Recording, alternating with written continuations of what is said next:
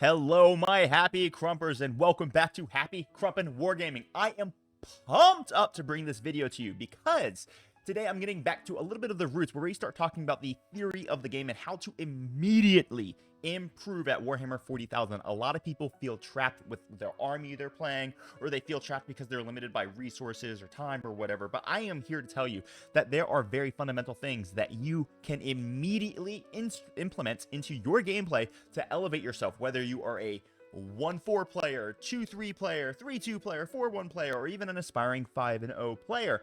Whether you're good, whether you're suck, whether you are one of the best in the world, there are very simple things that we can do to make ourselves a better player, and we are building through that today. And the theory of this is to how to build a freaking game plan. Let's jump right into the video now. Okay, so I'm thrilled to break all this down for you. Before we start in the game plan, I want to break down how people actually view 40k and how 40k actually operates, okay? So, here's the deal, guys. Most people like to think about the game of Warhammer 40k as a game of maybe like one army countering another army, okay? So, you get lucky against who you play against. So, if you are, say, Imperial Guard and you play against Blood Angels, you lose. Or if you are Imperial Guard and you play against Thousand Suns, you win. Or if you are Orcs and you're playing against Gene Stealer Cults, you win, or whatever, right? They like to think of the army counters army. And this just fundamentally is not true. Now, there is small kernels of truth in it, that there are some armies that have natural advantages against others, but it's not nearly as real as most people actually think it kind of is. So there is basically no doom. You run into this matchup, you automatically lose. Some people like to over-explain the way 40k works. They like to estimate how impactful dice are to the game of 40k. And they say things like, well, it's a dice game. My dice were hot, I win. Your dice were hot, you win. Well, here's the deal.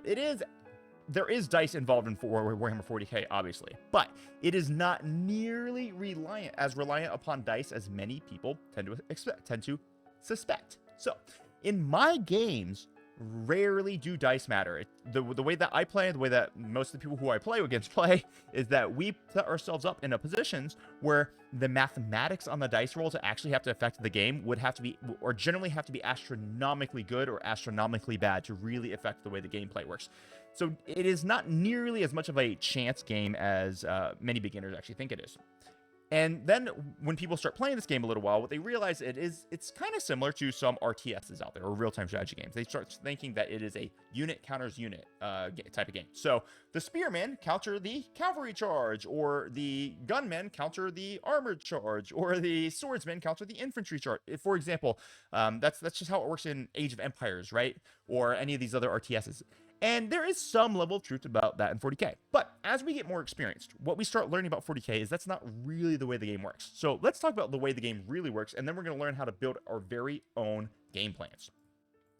All right, so the way 40k actually works, I should have put the meme of the guy there. Anyway, it really works with assets countering assets. And what do I really mean about that? It's not as simple as saying, well, my spearmen will counter your cavalry charge.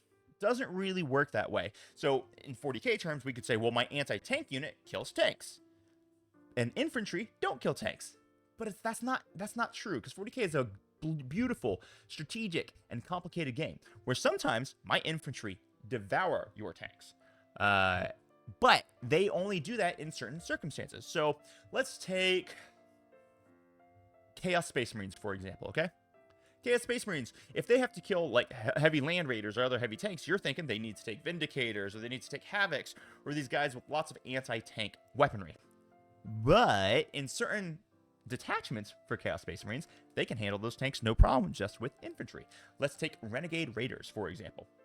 You put a land raider on an objective, and then an accursed cultist blob charges the land raider. Well, since the land raider is on the objective, the accursed cultist blob will get +1 to their AP. They're also going to activate their special ability that's going to give them +1 to hit and +1 to wound. So suddenly, this accursed cultist blob actually chews through a freaking land raider. So what happens is the Chaos Space Marines player is going to be using all of their assets, special abilities, detachment rules, stratagems. Something's going to throw a grenade to soften it up in order to be able to take this anti-infantry unit and now make it an anti-tank unit, even though it's not an anti-tank unit. So that's what I mean when I'm saying this is a game of assets countering assets. You can have an anti-infantry unit kill tanks. You can have an anti-tank unit kill infantry based off of the way that you apply all of your assets. That's what 40k is in a nutshell. So therefore, we need to assess our game plans for how we're going to win the game, how we're going to dominate our opponent, based off of how to utilize full assets that we have applicable to us. And that is how we're going to dominate our opponents. So let's learn about game plans now. All right, game plans. What really are they? Well, you've got a game plan is more or less, it is your vision of how you're going to win this game. It's that simple. So your game plan for how to win, how your army is actually going to perform when it hits the battlefield. Now, this is the part of the game development or list building that most people really, really, really suck at, right? So a lot of people just think that, oh, well, I need to make sure that I roll 12s on my charges, or I need to make sure I roll 4-ups on my invulnerable saves. That's not a game plan. That is relying on blind luck and chance to carry you to victory. That is hoping that your dice bail you out of bad play.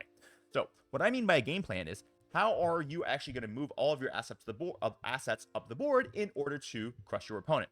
Let me give you a brilliant example of this. So, if I'm playing my Blood Angels, right, only for the next month or so, because they're not looking good from the index leaks. Maybe I'll do a video about that later.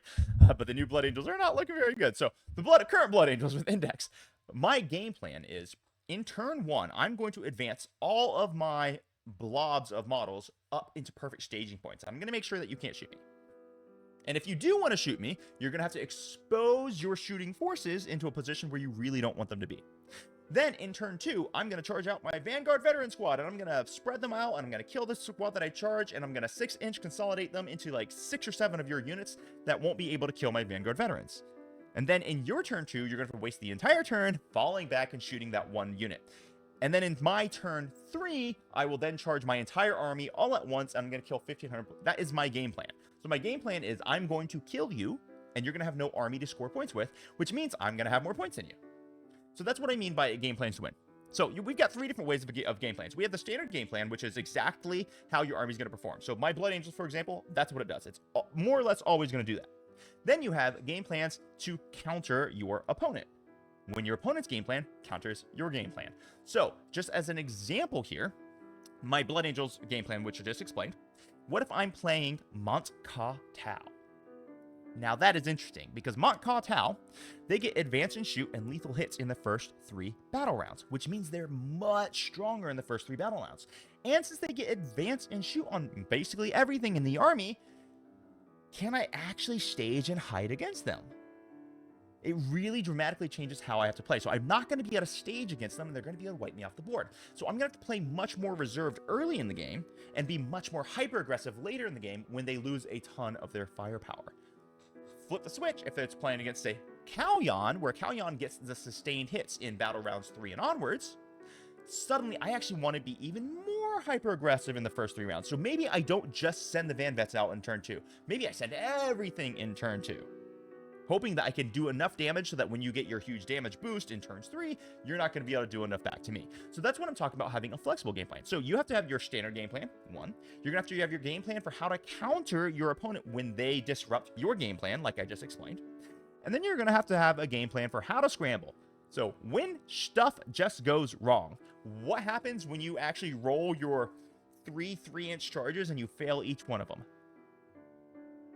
Well, you have to have a backup game plan. And now I like to think that I have that. And a lot of times this comes in the way of secret missions. And that's something, a cool mechanism that GW has put in. So one of the things that you'd like to do in your list building step is you actually build in the ability to do a secret mission or to do something like that. Give yourself a catch-up mechanism just in case your plan doesn't work. So that's what I'm talking about. Those are 3 standard game plans. Let's talk a little bit more. Now, these standard plans to actually win for each individual army. And you can build this into your army as you're playing. So you have uninteractive/mission play. The best example of uninteractive or mission play would be 9th edition Necrons. Everything is objective secure. They move on to objectives. They're going to do their secondaries, which is going to be like 9 points a turn. And by turn 3, they've already scored 100 points, and can you possibly catch up? They don't care about killing you. They don't care if you kill them, because they've already scored maximum points by turn 3. Currently in 10th edition, it's harder to pull this off, but a lot of armies can still do it. Grey Knights are fantastic at this. Eldar are fantastic at this. They're just going to be jumping around, doing their actions, reactive moving as soon as you get close to them, saying, you know, I don't even want to play the game with you. I'm just going to score points, and then you're not going to be able to catch up to me. So that is a game plan for those styles of armies. Then you have Denial. So Denial is a really interesting way to play the game, which is, I'm not particularly concerned about my score. The entire purpose of the way I'm going to play is to deny your scoring. Now, this tends to work really well with armies that are very good at doing secondaries, similar to how I was just explaining your Grey Knights and your Eldar. But armies that can do really good MSU stuff, so sisters that can just have tons of little units running around, or orcs that can have tons of little units running around. What they can focus on is denying your scoring. They can put their, I don't know, 60-point unit or 40-point unit that has OC 20 on an objective and not charge you and just say, cool, you can't score here because you're not going to score primary, because I'm just going to stand here. I'm not going to try to kill you. I'm just not going to let you score primary. So they can do things like this where they will actually deny your points. Meanwhile, they're racking up some small primary and some small secondary, but since you never scored primary at all, suddenly you're going to lose the game. That is a game plan. Then you have my personal brand for Warhammer, which is called You Can't Score If You're Dead. So this is what World Eaters love to do. This is what my version of Blood Angels do. This is what lots of armies, that particularly like melee pressure armies, or even some shooting pressure armies like a Montcalm Tau. We like to play the game in such a manner that if you're dead in turn 3, I don't care how many points you scored, you're not going to be able to max your points, which means I'm then going to win. You cannot score points if you are dead. And that is a very real game plan that people can hold. And then lastly, we have the You Can't Kill Me Fast Enough game plan. This is something that works really well for certain armies like, well, it used to be Custodians, not anymore. Maybe current Death Guard, or not Death Guard, Dark Angels, okay? So Dark Angels and Gladius, for example, when they're rocking the 3 units of Deathwing Knights. These units are very hard to chew through, particularly when they're going to be in cover. You're going to give them a Fiona, or the 4-up Fiona Pain against the Mortals, and you're also going to give them an Armor of Contempt. So it's going to be very hard to kill these units. So some armies just live off of their entire plan is that they're not going to die. And when they don't die, they're going to rack up points. So these are like 4 standard game plans. Now, one big question that we have to ask ourselves about building these game plans is, when do we pivot game plans? So I think I already answered this just a little bit. When I mean pivot, when do you go away from the original way you intended to play the game? So if I was originally intending of playing this massive melee, super heavy pressure army and turn 3 is my go turn, or turn 4 is my go turn. I don't care if you score whatever. Well, turn 2 or turn 3 is my go plan, because I'm going to use the Montcalm example. Well, when I know I'm playing, say with my Blood Angels, for example, against Montcalm, Montcalm's go turns is turns 1 through 3, and they will kill me before I can kill them. So I don't stage to charge Montcalm in turns 2 and turns 3 like I typically would against basically every other army in the game.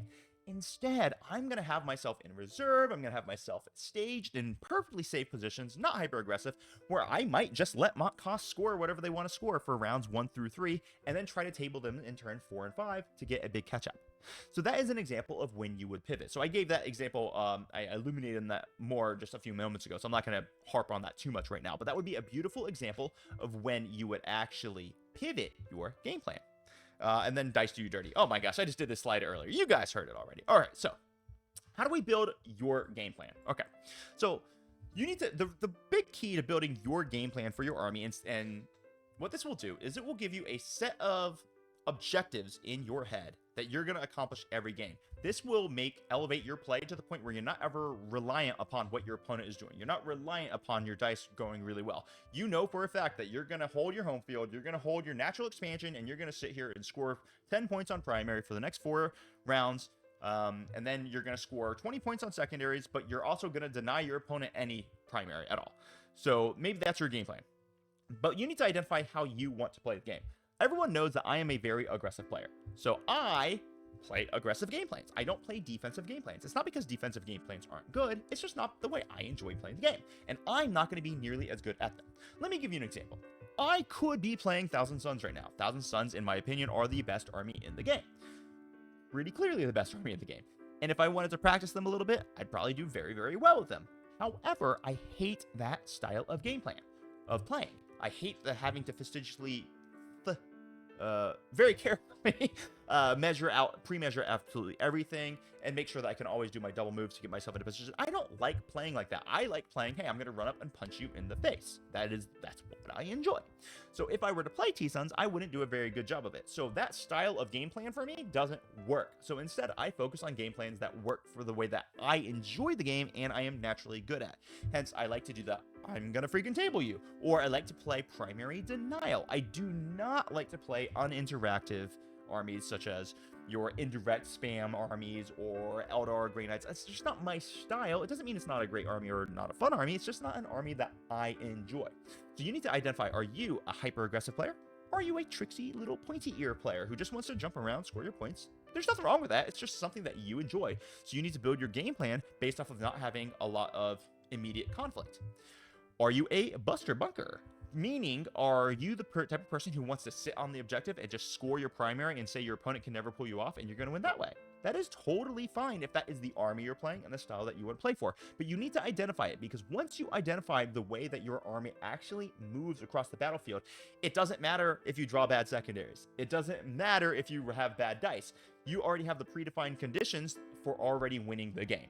So when you do that, you will become a much more unstoppable force. And if you want help identifying and how to build this, feel free to hop into the Discord and pop out, or you can book a coaching call specifically to work on your game plan. And we'll be very excited to help you build out your game plan and make sure that you are a much better player. So until next time, my grots and gits, I am excited to give you this game plan information. Make sure you run through it. Make sure you encounter it in your list building. Make sure that you build an army that can perform on the tabletop the way that you have a pre-envisioned vision for. I said that really confusingly. You guys understood what I said. So with that, I'm going to end the video right here before I stumble over my words anymore. Enjoy your day. Have a great crumpin' day. Bye-bye.